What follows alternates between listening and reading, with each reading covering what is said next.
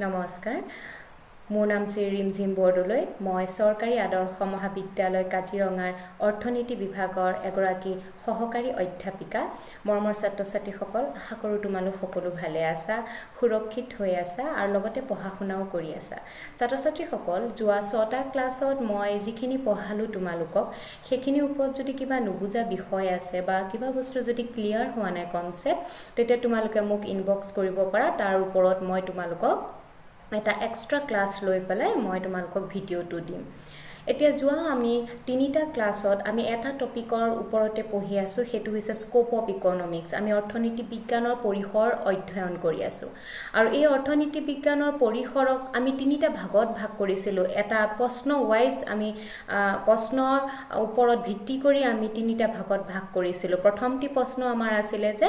What is the subject matter of economics অৰ্থনীতি বিজ্ঞানৰ বিষয়বস্তু কি এটোৰ ওপৰত মই এটা ক্লাস লৈছিলো দ্বিতীয় প্ৰশ্নটো আছিল যে What is the nature of economics? অৰ্থনীতি বিজ্ঞানৰ প্ৰকৃতি কি আৰু এই প্ৰকৃতিৰ প্ৰশ্নটোৰ ওপৰত মোৰ দুটা ক্লাস আছে এটা হৈছে is economics a science হেতুৰ ওপৰত মই এটা ক্লাস লৈছো আৰু লাষ্ট ক্লাছত মই পঢ়াইছিলো is economics an art মানে নেচাৰ অফ ইকোনমিক্সৰ দুটা পাৰ্ট আছে যে অৰ্থনীতি বিজ্ঞান সায়েন্স নে আৰ্ট আৰু লাষ্টত আমি কনক্লুজনটো ডিৰাইভ কৰিছিলো যে অৰ্থনীতি বিজ্ঞান সায়েন্সও হয় আৰ্টও হয় এতিয়া আজিৰ যেটো 3 নম্বৰ প্ৰশ্ন হৈছে limitation of economics what are the limitation of economics এটা ছাত্ৰ-ছাত্ৰী সকল এতিয়া অৰ্থনীতি বিজ্ঞানৰ আহ্বাসমূহ কি বা ইয়াৰ যিখিনি বাধা বা ইয়াৰ যিখিনি লিমিটেশন হেখিনি কি আমি কিয় অৰ্থনীতি বিজ্ঞানৰ পৰিসৰ অধ্যয়ন কৰোতে আমি অৰ্থনীতি বিজ্ঞানৰ আহ্বাসমূহ বা ইয়াৰ যিখিনি বাধা সেই বিষয় কিয় পঢ়িব লাগে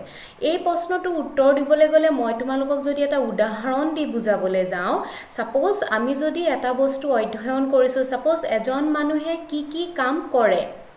মই যদি উদাহৰণটো দিও যে এজন ব্যক্তিয়ে কি কাম কৰি ভাল পায় হেতু যেতিয়া আমি অধ্যয়ন কৰিবলৈ যাম আমি বস্তুটো এনেকেও অধ্যয়ন কৰিব পাৰো যে সেই মানুহজনে কি কাম কৰিবলৈ নিবিচাৰে বা সেই মানুহজনে কি কাম নকৰে যেতিয়া আমি নকৰেখিনি জানিম তে কৰেখিনি উলাই পৰে বুজি পাইছানে কি কব গৈছো যেতিয়া আমি যেহেতু পঢ়ি আছো এতিয়া কি যে অৰ্থনীতি বিজ্ঞান বিষয়ৰ ভিতৰত কি সোমাই আছে ই কি বস্তু অধ্যয়ন কৰে কি বস্তু সাঙুৰি লয় ইয়াৰ পৰিসৰটো কি ইয়াৰ চাৰিও সীমাটো কি ইয়াৰ ভিতৰৰ যিখিনি চাৰিও সীমা সেইখিনি আমি ভাগকে অলৰেডি পঢ়িছোই আমি সাবজেক্ট মেটাৰ কি পঢ়িলো আমি নেচাৰ কি পঢ়িলো এতিয়া আমি লিমিটেশনটো চাম অৰ্থাৎ ই কোনখিনি বস্তু নুহুমুৱাই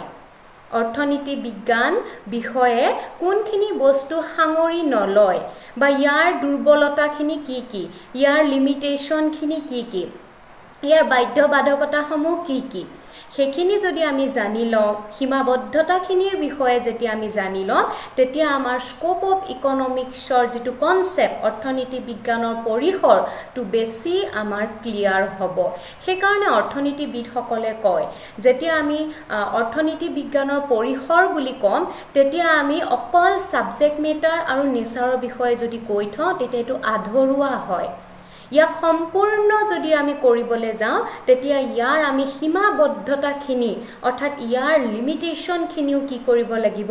অধ্যয়ন কৰিব লাগিব তে হেতুৱে আছিল কাৰণ যে আমি কিয় লিমিটেশনখিনি পঢ়িব লাগে এটা ছাত্ৰ-ছাত্ৰী সকল অৰ্থনীতি বিজ্ঞানৰ লিমিটেশন বুলি ক'লে অৰ্থাৎ ইয়াৰ সীমাবদ্ধতাখিনি কি বুলি ক'লে প্ৰথমটো সীমাবদ্ধতা হৈছে যে অৰ্থনীতি বিজ্ঞানে অকল কোনখিনি অৰ্থনৈতিক কাৰ্যকলাপ সাঙুৰি লয় যোনখিনি আমাৰ সম্পত্তিৰ লগত জড়িত হৈ থাকে অৰ্থাৎ study of activities related to wealth only অৰ্থাৎ ইকোনমিক্সে অকল মানৱ জাতিৰ সেইখিনি এক্টিভিটি সেইখিনি কাৰ্যকলাপ অধ্যয়ন কৰে যিখিনি অৰ্থনীতিৰ লগত জড়িত হৈ থাকে অৰ্থাৎ একেহাৰিতে যদি ক'বলৈ যাওঁ আমাৰ অৰ্থনীতি বিজ্ঞানে মানৱ জাতিৰ অৰ্থনৈতিক কাৰ্যকলাপসমূহ অধ্যয়ন কৰে কিন্তু আমি যদি বহলভাৱে চাবলৈ যাওঁ আমাৰ আমি কি দেখিছো যে অকল মানৱ জাতীয় অৰ্থনৈতিক কাৰ্যকলাপেই নকৰে কেনেকুৱা ধৰণৰ কাৰ্যকলাপ থাকে হিউম্যান এক্টিভিটিজ অকল ইকোনমিক সাইডতে না থাকে আৰু কেনেকুৱা ধৰণৰ থাকে ৰিলিজিয়াস থাকে ধৰ্মৰ ক্ষেত্ৰত থাকে সাংস্কৃতিক ভাৱে থাকে সামাজিক ভাৱে থাকে ৰাজনৈতিক ভাৱে থাকে কিন্তু অৰ্থনীতি বিজ্ঞানে অকল কোনখিনি অধ্যয়ন কৰে কোনখিনি কাৰ্যকলাপ অধ্যয়ন কৰে মানৱ জাতিৰ অকল ইকোনমিক এক্টিভিটি অৰ্থাৎ অৰ্থনৈতিক কাৰ্যকলাপ গতিকে যিখিনি নন ইকোনমিক এক্টিভিটি আছিলে অৰ্থাৎ যিখিনি ইকোনমিক বা অৰ্থনৈতিক কাৰ্যকলাপ নহয় সেইখিনি কাৰ্যকলাপ আমাৰ পৰিসৰৰ ভিতৰত নুহুমাব গতিকে ছাত্ৰ ছাত্ৰীসকল অৰ্থনৈতিক ইকোনমিক্সৰ যেটো অৰ্থনৈতিক বিজ্ঞানৰ যি পৰিসৰৰ প্ৰথমটোত আমি পালো যে ই অকল অৰ্থনৈতিক কাৰ্যকলাপসমূহৰহে অধ্যয়ন কৰিব অনা অৰ্থনৈতিক কাৰ্যকলাপসমূহৰ বিষয়ে অধ্যয়ন নকৰে দ্বিতীয় যেটো আমাৰ লিমিটেশন আছে হেতু হৈছে যে অৰ্থনীতি বিজ্ঞানে অকল সামাজিক মানুহৰ ব্যক্তিৰ অধ্যয়ন কৰে অৰ্থাৎ একন্তে এটা কথা ক'ব লাগিব যেনেকৈ প্ৰফেসৰ ৰবিনছে কৈ গৈছিল যে economics should study about all person in economics whether they live in society or in jungle অৰ্থাৎ অৰ্থনীতি বিজ্ঞানে এখন সমাজত বসবাস কৰা এজন ব্যক্তিৰ অৰ্থনৈতিক কাৰ্যকলাপসমূহ অধ্যয়ন কৰে তেওঁ কোনবা যদি গুহাত বাস কৰি আছে কোনবা যদি জংঘলত বাস কৰি আছে কোনবা যদি পৰ্বতত বাস কৰি আছে এজন মানুহ যেতিয়া পৰ্বতত তপস্যা কৰি থাকিব বা এজন মানুহ যেতিয়া জংঘলত থাকিব তে তেওঁৰ যিখিনি এক্টিভিটি হ'ব সেই এক্টিভিটিখিনি কিন্তু ইকোনমিক্সে কি নকৰে অধ্যয়ন নকৰে গতিকে এটো লিমিটেশনও হয় আৰু লগতে আমি যেহেতু ইয়াত পৰিসৰ ভালদৰে বুজিবলৈ গৈ আছো তে পৰিসৰ আমাৰ যেটো অৰ্থনীতি বিজ্ঞানৰ চাৰিও সীমা হয় হে চাৰিও সীমাৰ ভিতৰত কিন্তু কোনখিনি নুহুমাব যিখিনি মানুহ সামাজিক নহয় অৰ্থাৎ যিখিনি মানুহ সমাজত বাস কৰা নাই তেওঁ সেই মানুহখিনিৰ অৰ্থনৈতিক কাৰ্যকলাপসমূহ অধ্যয়ন নকৰে 3 নম্বৰ যদি আমি ইয়াত আখুৱা বা আমি লিমিটেশন টু ষ্টাডি কৰিব যাও তেতিয়া হৈছে আমি প্ৰথম ক্লাছটোতে কৈছিলো যে অৰ্থনীতি বিজ্ঞান আজি কিয় পঢ়িব লগিয়া হল কাৰণ আমাৰ সম্পদসমূহৰ দুষ্প্ৰাপ্য অৰ্থাৎ সীমিত সম্পদৰ জৰিয়তে আমি অসীম অভাৱসমূহ কেনেকৈ পূৰণ কৰিম সেই বিষয়ৰ অধ্যয়নে হৈছে অৰ্থনীতি বিজ্ঞানৰ মূল উদ্দেশ্য অৰ্থাৎ ইয়াৰ পৰা আমি ক'ব পাৰো যে অৰ্থনীতি বিজ্ঞানে দুষ্প্ৰাপ্য সম্পদৰহে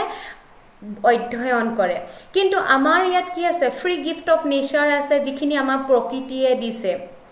হয়নে যিখিনি প্ৰকৃতিয়ে আমাক দিছে সেইবিলাকৰ বিষয়ে আমাক কি কৰা নহয় অৰ্থাৎ যোনখিনি দুষ্প্ৰাপ্য হেখিনিও আমাক প্ৰকৃতিয়ে দিছে মেন মেড নহয় কিন্তু তাৰ বাহিৰৰ দুষ্প্ৰাপ্য নোহোৱাকেও কিছুমান আমাৰ কি আছে সম্পদ আছে আৰু সেই সম্পদসমূহৰ ব্যৱহাৰ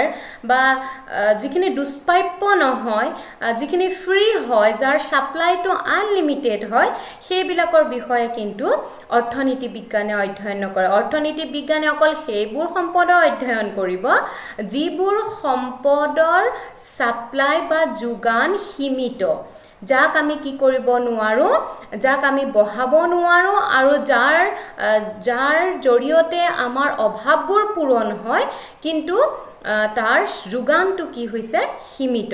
অৰ্থাৎ অৰ্থনীতি বিজ্ঞানে অকল দুষ্প্ৰাপ্য সম্পদৰ অধ্যয়ন কৰে 4 নম্বৰ যদি আমি ইয়াৰ আখুৱা হলে চাবলৈ যাও বা ইয়াৰ সীমাবদ্ধতালে তে 4 নম্বৰটো হৈছে যে ষ্টাডি অফ নৰ্মেল মেন তে এই ক্ষেত্ৰত ক'ব লাগিব যে নৰ্মেল আৰু এবনৰ্মেল আমাৰ মানৱ জাতি বা আমি নিজৰ চকুৰে আমি দেখি আছো যে আমাৰ কিছুমান মানুহ অলপ এবনৰ্মেল হয় আৰু কিছুমান মানুহ নৰ্মেল অৰ্থাৎ এবনৰ্মেল বা নৰ্মেল হেতু আমাৰ কিহৰ ডিফাইন কৰে এক্টিভিটিজ খিনিৰ ওপৰত ডিফাইন কৰে গতিকে এজন মানুহ যদিও সমাজত বাস কৰি আছে তেওঁৰ বিষয়ে অৰ্থনীতি বিজ্ঞানে অধ্যয়ন নকৰিবও পাৰে যদিহে মানুহজন কি বা যদিহে ব্যক্তিজন কি নহয় নৰ্মেল নহয় সাপোজ ব্যক্তিজন যদি খুব মদাহি হয় খুব মানে ড্ৰাংকাৰ্ড পাৰ্সন হয় ঠিক তেনেদৰে যদি ব্যক্তিজন খুব সাপোজ পাগল হয় মানসিকভাৱে বিকাৰগ্ৰস্ত হয় ঠিক তেনেদৰে মানে যিখিনি আমি নৰ্মেল আচাৰ ব্যৱহাৰ যিখিনি আমাৰ নকৰে যিখিনি এবনৰ্মেল বুলি কওঁ তেনেকুৱা এজন যদি ব্যক্তি হয় তেওঁ যদিও সোসাইটিত বাস কৰিব কিন্তু তেওঁৰ বিষয়ে কোনে অধ্যয়ন নকৰে অৰ্থনীতি বিজ্ঞানে অধ্যয়ন নকৰে তে আমাৰ 5 নম্বৰ যদি আমি চাবলৈ গৈছো যে অৰ্থনীতি বিজ্ঞানে অকল কি কৰে ৰিয়েল ম্যান প্ৰকৃত ব্যক্তিৰহে অধ্যয়ন কৰে অৰ্থাৎ প্ৰকৃত ব্যক্তি মানে এজন ব্যক্তিৰ কি থাকিব লাগিব ফিলিংস থাকিব লাগিব সেন্টিমেন্ট থাকিব লাগিব সাপোজ আমাৰ দুখ লাগে আমাৰ ঠিক তেনেদৰে ভাল লাগে বা আমাৰ সেন্টিমেন্ট আমাৰ থাকে আমাৰ কিছুমান ৰিকোয়াৰমেন্ট থাকে অৰ্থাৎ আমি কি হ'ব লাগিব ৰিয়েল ম্যান হ'ব লাগিব যেটো আমাৰ হয় হেতু হ'ব লাগিব অৰ্থাৎ যদি আমাৰ ভোক লাগে তেতিয়া আমি খাবলৈ বিচাৰিব লাগিব যদি আমাৰ দুখ লাগে আমি কান্দিব লাগিব তে ৰিয়েল ম্যানৰ হে অকল কি কৰে বুলি কৈছে অৰ্থনীতি বিজ্ঞানে অধ্যয়ন কৰে যিবিলাক মানুহ কল্পনাৰ জগতত থাকে অনবৰত কল্পনা ভাবুক হয়নে মানে উদাসীন বা কোনো ফিলিংস নথকা অৰ্থাৎ খুব বেছি সেলফিশ বা গ্ৰিডি বুলি ক'ব পাৰো ঠিক তেনেদৰে ইকোনমিক্সত সাপোজ ইমাজিনাৰী যিখিনি পাৰ্সন আছে সেই পাৰ্সন বিলাকৰ বিষয়ে অৰ্থনীতি বিজ্ঞানে অধ্যয়ন নকৰে তেওঁ কি হ'ব লাগিব প্ৰকৃত এজন মানুহ হ'ব লাগিব ঠিক তেনে আমি যদি 6 নম্বৰলে যাব বিচাৰো তেতিয়া ইয়াত দেখা পাম যে ইকোনমিক্সৰ ল বিলাক একচুয়ালি কি নহয় এক্স্যাক্টলি পিওৰ মানে এক্স্যাক্টলি পিওৰ সায়েন্স নহয় আৰু ইয়াৰ মেইন কাৰণটো হৈছে যে যেহেতু আমাৰ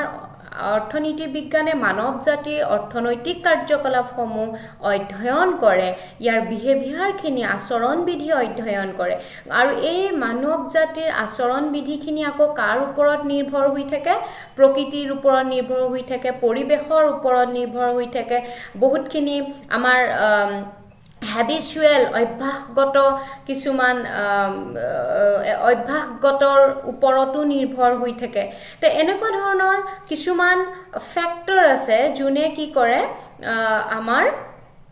অৰ্থনৈতিক কাৰ্যকলাপসমূহক কি কৰে প্ৰভাৱ পেলায় আৰু অৰ্থনীতি বিজ্ঞানত সেই কাৰণে যিবিলাক থিওৰিজ আছে যিখিনি ল আছে সেই লখিনিক আমি কি ক'ব নোৱাৰো এক্সাক্ট মানে সায়েন্সৰ লৰ দৰে একে হয় বুলি আমি ক'ব নোৱাৰো ঠিক তেনেদৰে আমাৰ যেটো আমি শেষত আমি কি ক'ব পাৰো লিমিটেশনৰ আমাৰ শেষ লিমিটেশন বুলি যদি আমি ধৰো তেতিয়া আমি ক'ব পাৰো যে অৰ্থনীতি বিজ্ঞানত সকলোবোৰ থিওৰিৰ ক্ষেত্ৰত হক সকলোবোৰ লজৰ ক্ষেত্ৰত হক আমি এটা বস্তু ফাৰ্ষ্টতে মেনশন কৰো হেতু হৈছে আদাৰ থিংস ৰিমেইনিং কনস্ট্যান্ট বা অন্যান্য সকলো অপৰিৱৰ্তিত থকা অৱস্থাতহে কিবা এটা থিওৰি বা কিবা এটা ল কি হ'ব প্ৰযোজ্য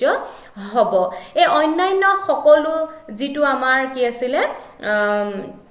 সকলো একেই থাকিব বা তাৰ কোনো হলনি নহয় ইয়াক আমি এটা অভিধাৰণা বুলিও ধৰো অৰ্থনীতি বিজ্ঞানৰ আৰু ই স্কোপৰ ভিতৰতো সুমাব তে ছাত্ৰ ছাত্ৰীসকল এখিনি আছিল আমাৰ অৰ্থনীতি বিজ্ঞানৰ সীমাবদ্ধতাখিনি আৰু এই সীমাবদ্ধতাখিনি অধ্যয়ন কৰাটো এই কাৰণে অতি গুৰুত্বপূৰ্ণ কাৰণ সীমাবদ্ধতা এটা বিষয়ৰ আমি সীমাবদ্ধতাখিনি জানিলেহে আমি সেই বিষয়টোৰ কি বস্তু সাঙৰি লব একচুয়ালি ই কি অধ্যয়ন কৰিব আৰু কি অধ্যয়ন নকৰে তাৰ ওপৰত আমাৰ কনসেপ্টটো ক্লিয়াৰ হয় গতিকে ছাত্ৰ ছাত্ৰীসকল আজি আমাৰ এই ক্লাছটোৰ জৰিয়তে আমাৰ অৰ্থনীতি বিজ্ঞানৰ যি পৰিসৰ আছিলে সেই পৰিসৰৰ কনসেপ্টটো ক্লিয়াৰ হৈছে আমি আজি শিকিলো যে অৰ্থনীতি বিজ্ঞানৰ বিষয়বস্তু কি অৰ্থনীতি বিজ্ঞানে কি অধ্যয়ন কৰে অৰ্থনীতি বিজ্ঞান বিষয়ৰ আমি পঢ়িলো প্ৰকৃতি কি আৰু ইয়াৰ পিছত আমি পঢ়িলো আজি যে অৰ্থনীতি বিজ্ঞানৰ সীমাবদ্ধতা খিনি কি আৰু এইখিনি জনাৰ পিছত আমি ক'ব লাগিব যে অৰ্থনীতি বিজ্ঞান অকল এটি বিষয় নহয় ই এটা সামাজিক বিজ্ঞান যিয়ে আমাৰ মানৱ জাতিৰ সকলোবোৰ অৰ্থনৈতিক কাৰ্যকলাপক কি কৰে সাঙুৰি লয় আৰু ই এক বৃহৎ বিষয় আৰু ইয়াৰ গুৰুত্ব অতি বেছি আমি যদি অৰ্থনীতি বিজ্ঞান বিষয়ৰ যদি আমাৰ যদি জ্ঞান নাথাকে তেতিয়া হলে আমি ক'ব লাগিব যে আমি এই পৃথিৱীখনত এজন সুস্থ আৰু এজন সচেতন নাগৰিক হিচাপে জীয়াই থাকিবলৈ আমাৰ কি হ'ব কিছু অসুবিধা আহি পৰিব কাৰণ আমি লোৱা প্ৰত্যেকটো সিদ্ধান্ততে অৰ্থনীতি বিজ্ঞানৰ কিছু নহয় কিছু সদায় অৰিহণা থাকে গতিকে ছাত্ৰ ছাত্ৰীসকল অৰ্থনীতি বিজ্ঞানৰ পৰিসৰ আজি ইয়াতে শেষ হৈছে ইয়াৰ পিছৰ ক্লাছত মই তোমালোকক মাইক্ৰো ইকনমিক্স আৰু ম্যাক্ৰো ইকনমিক্স অৰ্থাৎ ব্যস্তবাদী অৰ্থনীতি বুলিলে কি বুজা যায় আৰু সমষ্টিবাদী অৰ্থনীতি বুলিলে কি বুজা যায় সেই বিষয়ে পঢ়াম ধন্যবাদ